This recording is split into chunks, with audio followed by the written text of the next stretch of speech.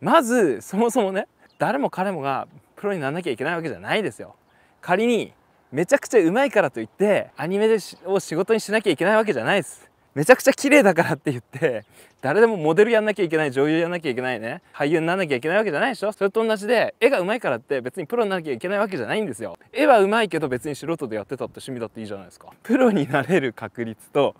プロでちゃんと生計を立てられる確率は違いますからね。皆さんここら辺ね、大きく間違ってる人多いんですよ。高校球児からプロ野球選手になる確率って多分相当低いですよね。それよりは簡単です。NBA 選手になるよりも簡単アニメーターになるのだけどプロだからね。一応そう今話してたのってどれもこれも、趣味でやる場合もあるよね。その音楽とかスポーツってさっていうそのプレイヤーってたくさんいるじゃないですか。だけどなれる人少ないじゃないですか。でじゃあアニメーターはっていうと、アニメ見る人たくさんいるよね。アニメで描く人っていますか？僕がなんでアニメーターになったかってちょっとね話をしますよ。プロ野球選手になるにはリトルリーグに入ってレジェンドみたいになってっていう人たちがプロ野球選手になれないんでしょ。そういう人たちがなれないっていうのをなんとなく知ってるわけですよ。ずーっと積み上げててそれなんですよ。要するにスポーツとか音楽に比べてアニメの世界だいぶ緩いぞって思ったんですよ。すごい人はすごいですよ、アニメーターでも深夜のアニメひどくないって思ってなんだこれみたいな。で、僕が好きだった「エヴァンゲリオン」だったりジブリだったりの、宮崎さんの作品だったりではすっげーっていうのは知ってて、じゃあその中間ぐらいのやつでどうにか食えんじゃねえのってちょっと思ったわけですよ。要するになんかちょっと隙が見えたっていうのかな。俺でもこれやれなくはないんじゃないかなってめちゃくちゃ詳しく調べた結果、隙が見えたので参戦してみた結果、そこそこ食ってはいけましたみたいな感じです。はい。っていうのが僕の割とアニメーターになった戦略、勝ち筋って言ったらいいのかながちょっとでも見えないと多分参戦しなかったと思いますよ。でなおかつ、自分で活動というかアニメを描き始めて確率を上げていくっていう感じですよね。アニメーターになれる確率とアニメ業界で食っていける確率っていうのが、両方とちょっとずつ上がっていくんですよ。っていう風にして徐々に自分の可能性って広げていくんですよ。ただし趣味で楽しむっていうことは前提として考えてほしいんですよね。っていうかもう常に趣味人としてね、アニメを描くことが楽しいと。なんでこんなことをですねいちいち言ってんだよお前はと。アニメ業界でたくさんのね、アニメーターの人を見てきた中でね、そもそもお前アニメ描くの好きじゃなくねみたいなお前別に絵動かすの全然イメージないし興味ないよねみたいな人が少なからず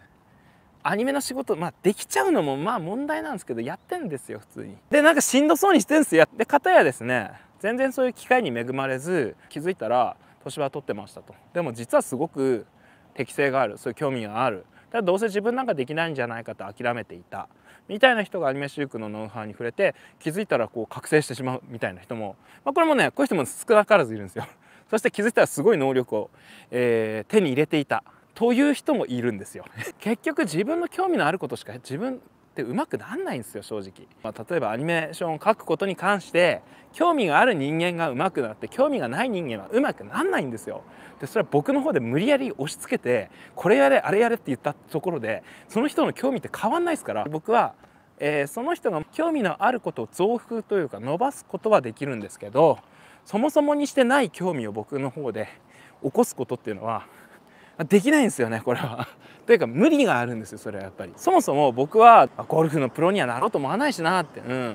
別にこれから NBA 選手になろうとも思わないしな、人生の中でやりたいことは諦めずにやるべきだとかいうアホがいるじゃん。じゃあお前勝手にやれよって。人生はですね有限なんですよ時間がね。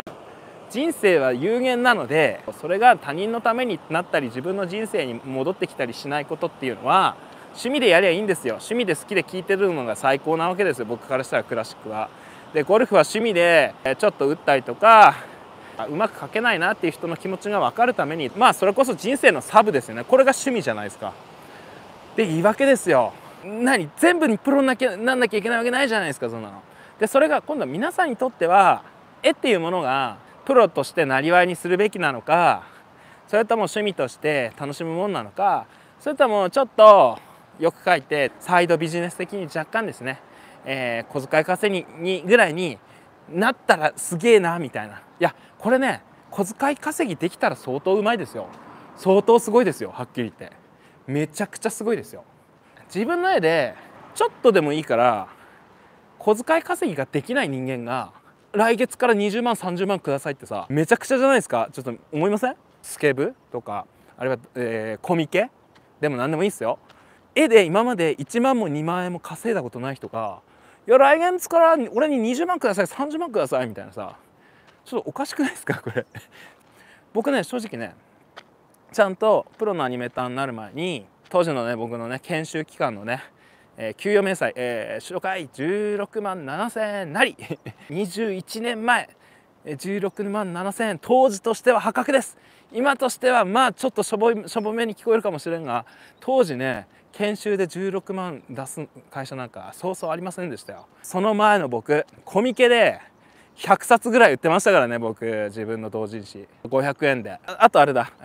賞金だよ賞金。そうコンペで出した賞金が総額40万円なりすごいでしょ。10万30万って2回当たりました。なのでお金ちゃんと稼いでました。セミプロっていうやつですねの上で、16万7,000円月額なりなのでちゃんとステップ踏んでんですよ。ちゃんとね、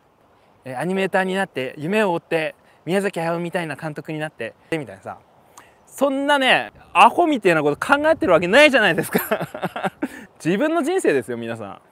自分の人生でそんな博打を打つわけないじゃないですか。そこの氷がですね割れるか割れないかをいろんな手で試すんですよ。わかる？これが氷の道だと思ってくださいよ。その氷がどこまで硬いのか柔らかいのか分かんないじゃないですか。クリエイティブの世界なんてそういうものですよ。例えばで2013年アニメ週間始めました。それもちゃんとお試し期間みたいなのを踏んで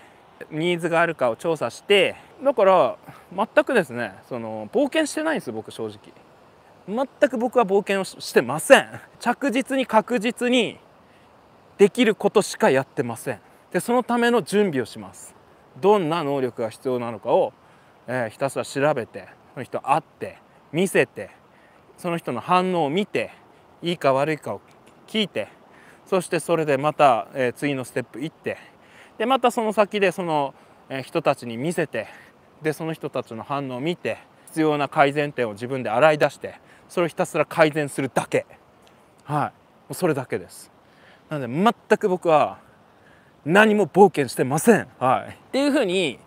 自分の行動によって可能性をですねただ広げればいいだけなんですよ。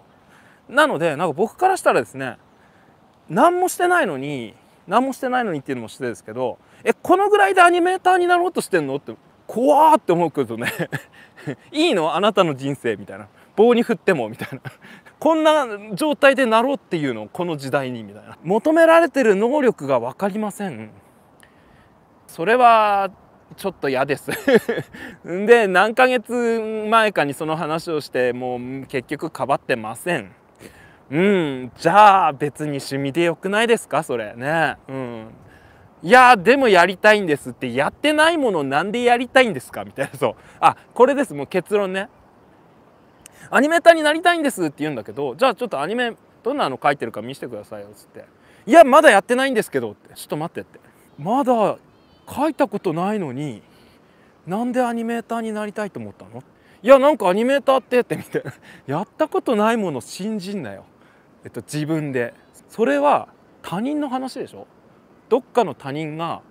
なんかアニメ描いて楽しくおかしく生きてるらしい。上手い人は基本的に楽しくおかしいですよ。だって自分が頑張った以上に絵が上手くなっちゃって、頑張った以上になんかお金もらえて、まあ上手い人だったら1日5、6時間で普通に月収50万とかいきますからね。上手い人はね、これ本当上手い人はですよあなたの話をしてませんからね都合よく自分のことの話にするなよマジで。これ上手い人はそういう人いますから、この世界にいるけれど、それはあなたと全く無関係な人間ですからね。自分に都合よく考えないでくださいね。で僕は自分に都合よく考えません。で大体話聞くと分かるんですよ。自分に都合よく考える人とそうじゃない人がいる。他人の都合を常に考えてる人です。まあじゃあね、プロと趣味の差ってっていう話をしましょう。趣味人は自分の都合でいいんです。自分が楽しめる自分の納期、自分のスケジュールでいいんです。でこれがね、プロっていうのは全部他人なんですよ。クライアント、お金を出す人、納期、スタジオ、予算、全部他人なんですよ。全部他人の都合です。そして見るのももちろん一般ユーザー、他人です。自分の書いたものが他人にどう見られるかということがある程度分かるとか予測ができる、そしてその評価が楽しいっていう人はやっぱプロに向いてるんですよ。そういうのにさらされたくない、辛い、人に見られたくない、そういう競争社会はやっぱり自分の絵ではしんどいなとかっていう人は趣味でやった方がいいです。はい、シンプルなんです。ただ